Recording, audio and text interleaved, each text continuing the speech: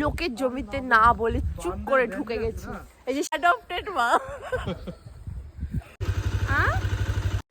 Hello everyone, সকলকে জানাই ভালোবাসা দিবসের শুভেচ্ছা। তো সকলে কে কেমন করে নিজেদের দিনটা কাটালে? আমি কালকের দিনটা একদম একটু অন্যভাবে কাটিয়েছি। বাড়ি থেকে বেরিয়ে ফার্স্ট একটু ফুচকা খেয়ে নিয়েছি, ফুচকা খেয়ে রওনা দিয়েছি একটা জায়গার উদ্দেশ্যে। কোথায় যাচ্ছি চলো দেখাই তোমাদের। লোকের জমিতে না বলে চুপ করে ঢুকে গেছি। এই যে সাথে দুটো বাদর নিয়ে এসেছি আমি। না বলে তুই করতে পারবি?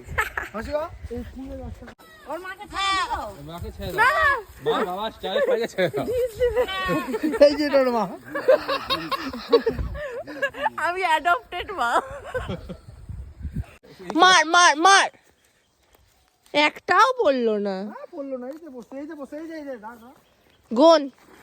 হ্যাঁ, ঘুরতে ঘুরতে কোনো একটা জায়গার মাঠে পৌঁছে গেছিলাম, যেখানে গিয়ে একটা বড় কুল গাছ দেখে ঢিল দিয়ে ছুঁড়ে ছুঁড়ে ছুঁড়ে ছুঁড়ে কুল জড়ো করতে লেগে গেছিলো। আর এরা পাগলের মতন কুল জড়ো করতে শুরু করে দিয়েছিল।